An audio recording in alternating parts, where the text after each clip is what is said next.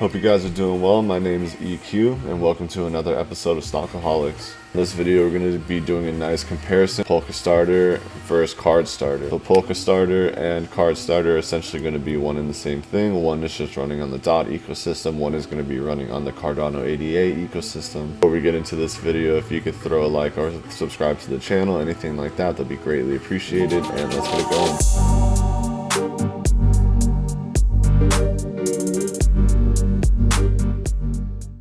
So let's start with the big boy first. We'll go with Polkastarter, ranked 281st, currently at $3.11, a market cap of 198 million, a circulating supply of 63 million, a total supply of 100 million, and an infinite supply.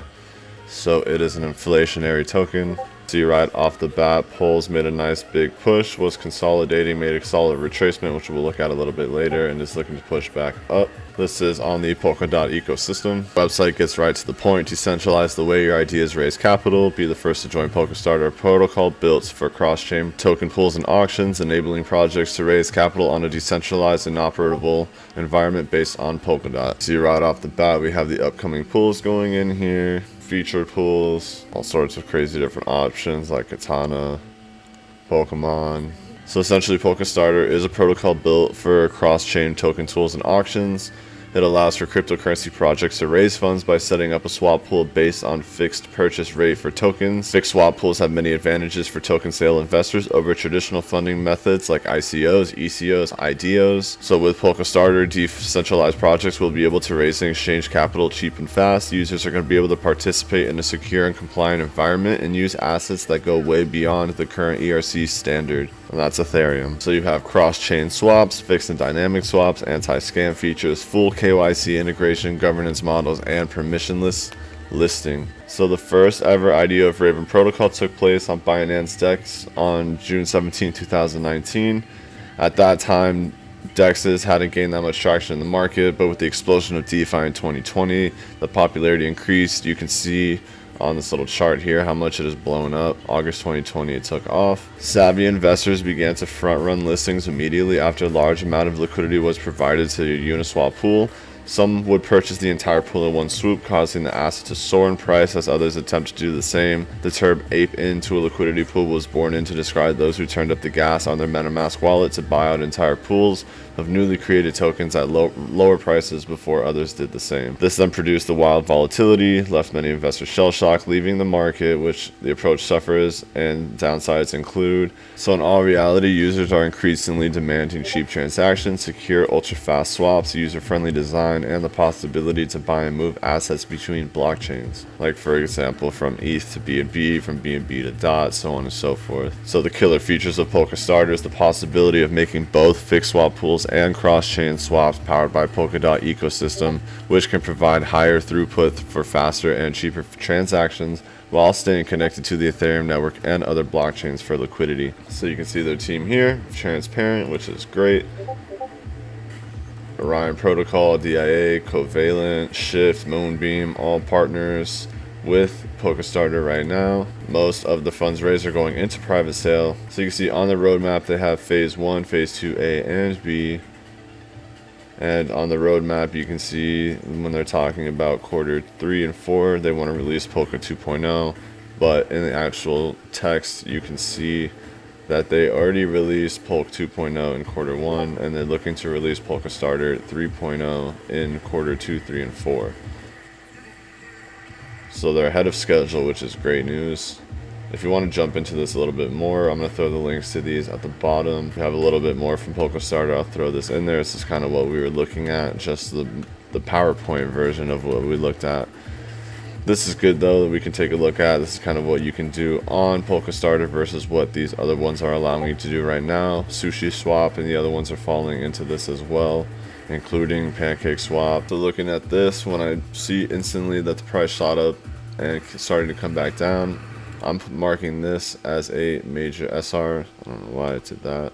I'm going to be marking this area as a major SR flip. A little tussle here in the beginning Then it shot a big impulse move, came all the way back down, and ironically, conveniently enough, and because history repeats itself, it's looking to find a low at the same point. It already found support, pushed up to the EMAs.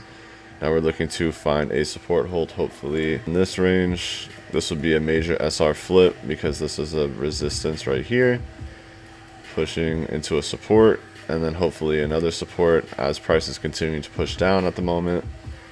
The last minute and the last support hold before price could potentially drop down again into the 1.5 is going to be at this 2.4 range. You see we're kind of struggling to cross the 50 RSI, and the STO RSI wasn't overbought, pushing down back into the normal range, hopefully going to stop at 50 and start coming back up. The only part that looks really promising is the volume oscillator is very in the bearish right now. Super low, so even a push to the 0 or the 50, however you want to look at it, that can make a tremendous move, potentially push all the way back up to test the all-time high, which is sitting at almost $8 right now. So even from its current position to make this move, you're looking at a 2 times move just to test the all-time high, and then if it does that, you're going to see what that can do. So this technically would be the SR flip line, because this is the resistance hold, this is the support. Going all the way up, you can see price, take this guy out, price went down, oh great. Price came down to the 78.60, came a little bit lower, but did find that support hold, worked his way up to the 61.80 for a resistance. So we're looking to find a support hold on top of the 78.60 so we could push back up and over. Keep in mind this project is very young. The first day was on January 14th of this year. So dropping down to the 4 hour, looking to this at another level. You see we got a golden ratio cross, but we weren't able to hold support on this 200 EMA. But looking over onto this side, you can see the RSI is coming down to potentially hold at the 30 or 35 area. The STO RSI is in the oversold, which is good, looking to push back up. Same with the volume oscillator, looking to push back up. Hopefully we can get a support hold here, which extends to this area. But it is a level interest. You have a support hold, the support was broken. Now you had 2 resistance tests, 3 resistance tests. That pushes down, coming back up. 1 resistance test comes up, holds support, but technically uses the EMAs as support, and then shoots up as an impulse over that line finally, where it hit a major resistance, which was the 61.80 fib. And now we're working this from a double top, coming back down to hopefully hold support on top of this area. So all in all, Polkastarter has a lot of work to do, but it's one of those opportunities that you can get in relatively early while it's finally making a move back up. If I'm looking at this from a long term, especially from this last little area, I would have had a trend line here, waiting for that to break. You can see this finally broke the trend line, and when it held support on the top and outside, or technically to the right, depending on how you want to see it, of the trend line, that's when you got the first impulse. So we're looking for this to keep going. On a short term, based on the previous move, we're looking upwards of a $14 on the next impulse move based on previous impulse. For a take profit 3, take profit 2 is 11.8, take profit 1 9.5. So considering we're only at 3 right now, you're almost getting a 5 times move if we do get to fulfill this retracement, get a nice support hold within this little area on top of the 38.20 and the all-time high, or a little bit over the all-time high, and then shoot for an impulse move. Long term for POLS, because the market cap is so small, this thing, if it really wanted to, can, 10 20 times still. We're going into micro cap season, is kind of what they call it. Basically anyone that is deep into the trading or following the 4-year cycle is knowing this bull cycle will be ending probably at the end of this year, maybe a little sooner because of so many people following this chart.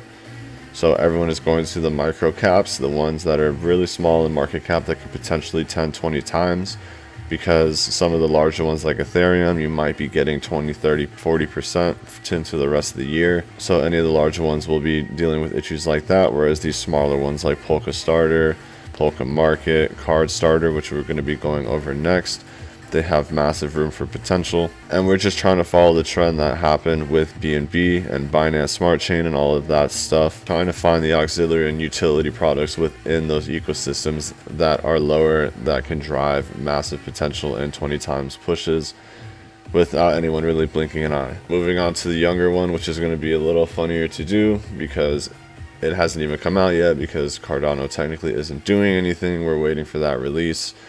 But as everyone can see, and what you can see here, this thing is already worth $36, up 27% on the 24-hour chart, and it's only ranked 25, 34 on the list. So if you're trying to say that this is the identical to Polkastarter, this is just Cardano's version of Polkastarter, so CardStarter. This thing can definitely get into the 400 range or 500 range like Polkastarter is currently.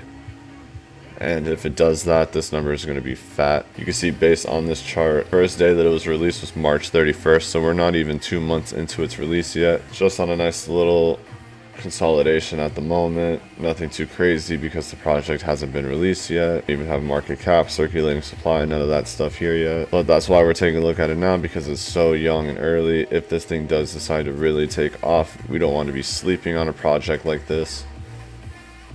The whole point of these videos is to catch trends before they start. I don't want to be, highlighting a coin that's already blowing up or, is at the top of its cycle, and you guys watch the video and end up buying it while it's peaking out, and then all I see in the comment section is how people bought out and are losing money, and I feel terrible. So I'd rather just not do that, and we can go this way. So CardStarter, the first insured project accelerator for Cardano. It's a decentralized accelerator and swapping platform connecting early stage Cardano innovators with our community of donors. You see a platform for early adopters. If you want to choose tiers, you have selective listings, insurance funds. The community backers are insured against the risk of financial loss associated with DeFi exploits and vaporware. Accelerator successful project applicants gain access to the Cards Accelerator program, providing them with developmental resources. CardStarter allows projects to raise capital prior to having a deployable contract. By utilizing our token vouchers, developers are able to confidently support all associated costs that come with building. Some of their backers from the developing side. So here's some CardStarter backers. Here's some of the cards and the stacking things that they offer to projects and people that are looking to build. We have a subscription model. Cards token holders who qualify for tiered system are guaranteed very allocation to early sales of projects and launching through the platform. Each project that launches through the platform will contribute to the insurance treasury, providing donors in the community a sense of financial protection.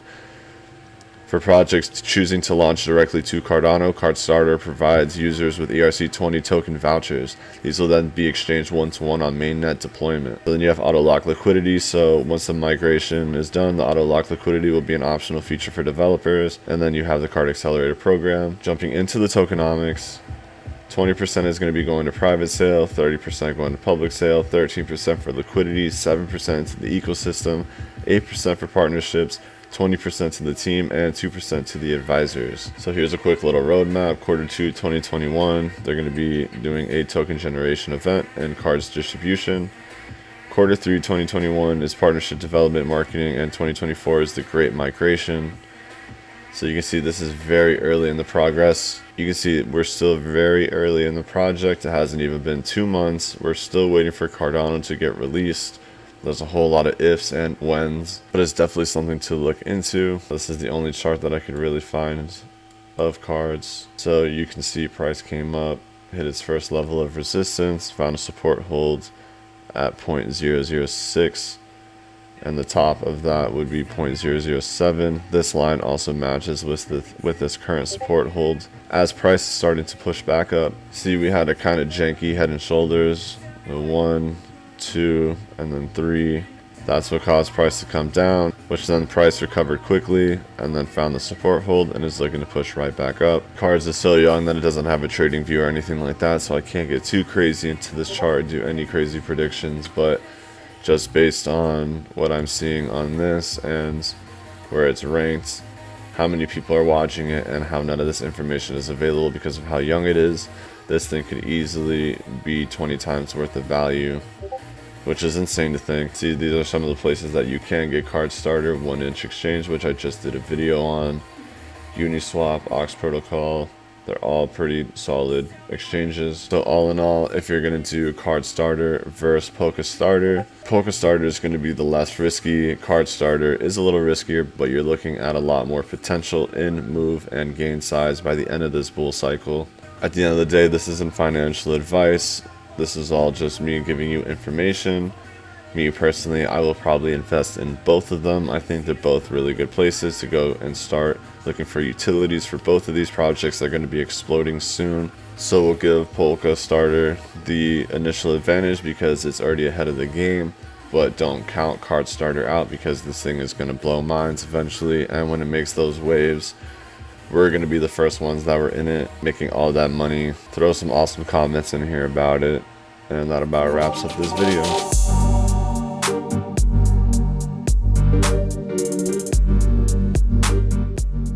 Thank you guys so much for watching this video. If you found anything useful, please throw a like and subscribe to the channel, and we'll catch you on the next video.